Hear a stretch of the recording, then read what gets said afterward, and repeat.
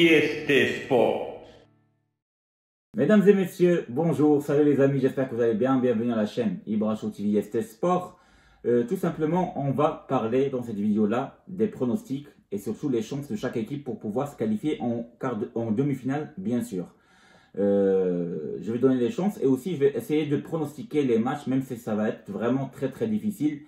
À part le match, on va dire, entre le Brésil et la Croatie qui n'est, on va dire, un petit peu pas trop équilibré comparé aux autres matchs. Et après tout, la Croatie, je vais parler de ce match-là justement, elle peut battre le Brésil. Les trois autres matchs, bien sûr, entre le Maroc, le Portugal, l'Angleterre et la France, et aussi les Pays-Bas et l'Argentine, c'est vraiment équilibré. Mais si on a vu le Brésil qui a joué contre la Corée du Sud, peut-être on dit ils vont exploser tout simplement la Croatie. Mais bon, on va parler de ce match-là aussi. Donc, bienvenue bien sûr à la chaîne IST Sport et on va commencer à donner les chances de tout le monde et dire tout simplement les pronostics de ces matchs-là, bien sûr. Donc, commençons par le match qui va commencer demain, qui va jouer demain à 16 h entre le Brésil et la Croatie. Voilà, donc qu'est-ce que je pense de ce match-là? Moi, je pense que le Brésil est une équipe qui est très solide, qui a des très bons joueurs sur toutes les lignes. Commençons par le gardien de but Alisson Becker, les défenseurs que ce soit Militao, Thiago Silva, Marquinhos, même Dani Alves qui rentre de temps en temps, il joue bien, j'ai l'impression. Voilà, donc ils ont des très bons joueurs en défense. Au milieu de terrain, on connaît très bien Casemiro, Neymar qui joue souvent au milieu de terrain, alors c'est quelqu'un d'offensif. Et si on parle de leurs justement joueurs, les attaquants qu'ils ont, ben, ils ont plein d'attaquants. Donc c'est une équipe qui est très offensive, le Brésil. On peut parler de Neymar justement, de Vinicius Junior, de Rodrigo, de Richarlison, de Gabriel Jesus, d'Anthony, de plein de joueurs, de Rafinha aussi. Donc ils ont plein de joueurs devant qui peuvent faire la différence à tous les coups. Donc ce Brésil-là fait peur. On a vu le dernier match contre la Corée du Sud, ils ont fini le match dès la première mi-temps, 4-0, c'est fini. Après, ils ont fait tourner en deuxième mi-temps avec une équipe remaniée. Et ils n'ont pas cherché forcément la gagne et à marquer plus de buts en deuxième mi-temps. Sachant qu'ils avaient raté des buts en plus. Donc, le Brésil, elle est très forte. Et elle dit attention à tout le monde que vraiment, ils sont venus pour gagner la Coupe du Monde. Donc, en face, il y a qui? Il y a la Croatie. La Croatie, pour l'instant, elle n'a perdu aucun match. Parce que le Brésil, après tout, elle a perdu un match contre le Cameroun, 1-0. En jouant avec la deuxième équipe, bien sûr.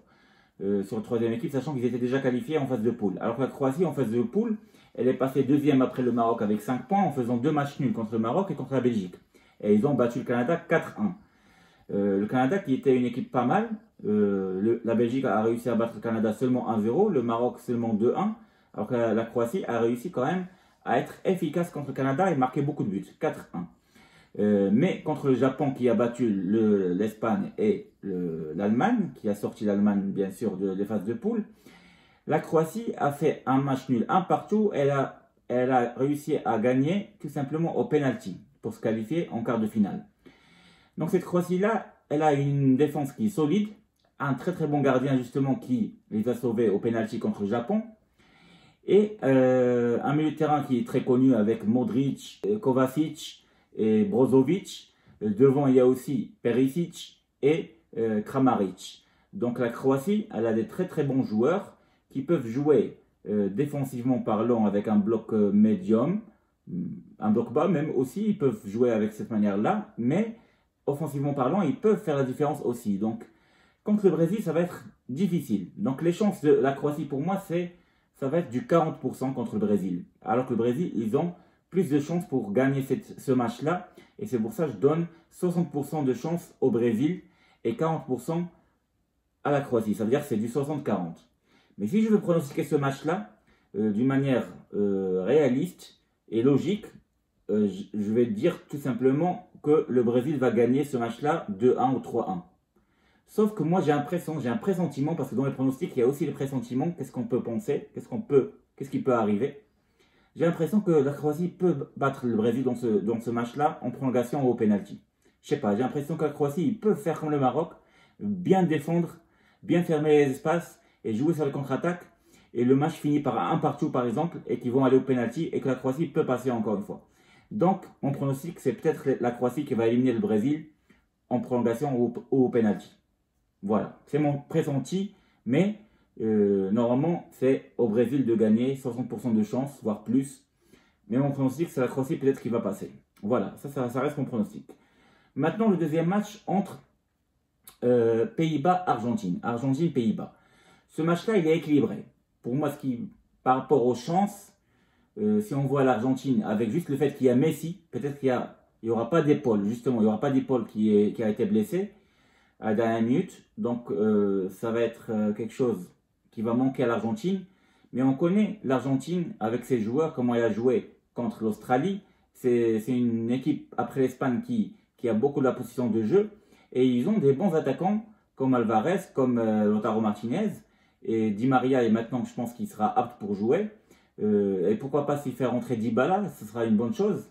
Et bien sûr, Messi au milieu de terrain et même en attaque, c'est le génie, le phénomène que l'Argentine a. Donc normalement, à la base, c'est du 50-50, parce que même les Pays-Bas, c'est une équipe, peut-être qu'elle ne fait pas le show, mais c'est une équipe qui peut punir n'importe quelle équipe en jouant défensivement parlant, et après elle joue sur les contre-attaques, et voilà, 1-0, 2-0, après c'est fini, avec Memphis Depay, avec beaucoup de joueurs qui sont bons comme Delight en défense et Van Dijk. Au milieu de terrain, ils ont De Jong qui est pas mal, et Dumfries qui fait une bonne Coupe du Monde. Donc les Pays-Bas, ils peuvent faire quelque chose contre les Argentins. C'est pour ça que c'est du 50-50. Mais vu qu'il y a un certain génie qui s'appelle Messi pour l'Argentine, c'est pour ça que je donne plus de chance à l'Argentine que pour les Pays-Bas. Et donc je donne 55% de chance pour l'Argentine et 45% pour les Pays-Bas sur ce match-là. Et mon pronostic, finalement, j'ai pas de pressenti négatif par rapport à l'Argentine comme celui du Brésil. Là, je pense que l'Argentine peut gagner 2-1 avec un petit but de plus, avec un petit écart de un seul but, je pense. 1-0, c'est possible, mais je pense 2-1. 2-1, l'Argentine va gagner contre les Pays-Bas 2-1. Maintenant, venons au match entre la France et l'Angleterre. C'est un très très joli match qui est équilibré aussi, normalement, c'est du 50-50. Et c'est le seul match d'ailleurs où je vais dire tout simplement leur chance c'est du 50-50. Ça veut dire peu importe ce qu'il y a comme joueur et la tactique et tout ça, pour moi c'est du 50-50. Maintenant après je vais vous donner mes pronostics selon qu'est-ce qu'ils ont fait dans cette Coupe du Monde. L'Angleterre, on a tous vu qu'elle a la meilleure attaque, comme la France d'ailleurs. Ils ont marqué beaucoup de buts, je pense, une dizaine de buts, 12 buts je pense. Et l'Angleterre n'a pas pris beaucoup de buts. En phase de poule, ils ont battu l'Iran 6-2. Ils ont gagné 3-0 lors du dernier match contre le Sénégal en huitième de finale. C'est une belle équipe, cette équipe d'Angleterre, malgré qu'ils ont eu du mal contre les États-Unis. En phase de poule, ils n'ont pas réussi à gagner, ils ont fait match nul. Mais c'est une belle équipe, ça reste quand même une belle équipe qui a battu le Pays de Galles facilement aussi, 3-0. Et ils ont des bons joueurs en attaque, que ce soit Harry Kane, Sterling, Saka, Rashford. Franchement, ils ont des très très bons joueurs. En défense, ils sont bien solides aussi. Et avec Pickford en gardien de but, c'est pas mal comme équipe, franchement. La France maintenant, c'est une belle équipe, sauf que moi je trouve que le milieu de terrain, que ce soit Tchouaméni, surtout Tchouaméni, il est un peu en dessous des autres. Rabiot, il est pas mal. La défense, elle est solide, mais pas autant que ça, parce la France, elle a pris plusieurs buts pratiquement dans tous les matchs. Elle a perdu contre la Tunisie 1-0 avec une équipe remaniée, c'est vrai. Mais même contre l'Australie, quand elle a gagné 4-1, ils ont pris un but. Et même contre le Danemark, quand la France a gagné, elle a pris un but 2-1. Et même en huitième de finale, ils ont réussi. Enfin, ils ont encaissé tout simplement un but à la dernière minute du match contre Lewandowski, contre la Pologne, 3-1. C'est-à-dire qu'ils ont un souci en défense, les Français. Ils encaissent des buts, malgré que c'est une défense, après tout, qui est solide, pas mal. Mais le milieu de terrain, j'aime pas trop avec Tchouaméni, surtout. Rabiot est pas mal. Griezmann, il fait une très bonne Coupe du Monde. Et surtout, c'est l'attaque qui est bonne avec Dembélé, Giroud et surtout le phénomène Mbappé, qui fait une très belle Coupe du Monde en jouant très offensivement parlant et en marquant 5 buts, en étant le meilleur buteur de cette Coupe du Monde, tout simplement. Donc, moi, si je parle comme ça, si je regarde comme ça, je dis la France va gagner, parce que la France, peut-être qu'elle a Mbappé qui est plus fort que les attaquants de l'Angleterre, tout simplement. Même si Rashford est fort, même si Harry Kane est fort, je pense que Mbappé il est un petit peu plus fort. Surtout quand il va en vitesse, il est très rapide, difficile à arrêter. Mais si les deux équipes jouent d'une manière prudente, Ça veut dire qu'ils vont rester tous les deux en train de voir les autres en train de jouer, rester en défense. Ça sera vraiment équilibré. On aura un match finalement pas qui est exceptionnel avec un show, mais au contraire, ce sera un match peut-être ennuyant et difficile. Et peut-être qu'il se terminera sur un score de 0-0, un partout. Ils vont aller en prolongation et au penalty. Et peut-être que ce sera le cas. Et dans ce cas-là, je vois dans ce cas-là, c'est un coup de chance. Et je vais dire au hasard l'Angleterre qui va gagner peut-être grâce à Pickford au penalty. Voilà. Mais c'est pas ce que je souhaite forcément. Mais je pense s'ils vont comme ça, c'est d'après les chances que j'ai vues, d'après les joueurs que je connais, peut-être que la France n'aura pas de chance contre l'Angleterre, parce que l'Angleterre, moi je trouve qu'il est une très très belle équipe quand même. Donc voilà, je dis Angleterre en prolongation, en penalty, mais bon, après tout, la France peut bien sûr gagner, parce que la France, ils sont en supériorité à l'Angleterre par rapport aux statistiques et aux matchs joués en confrontation directe tout simplement. Maintenant, on va venir au match du Maroc-Portugal, et c'est le match qui est le plus difficile pour nous, en tant que Marocains bien sûr. Ça va être difficile à pronostiquer.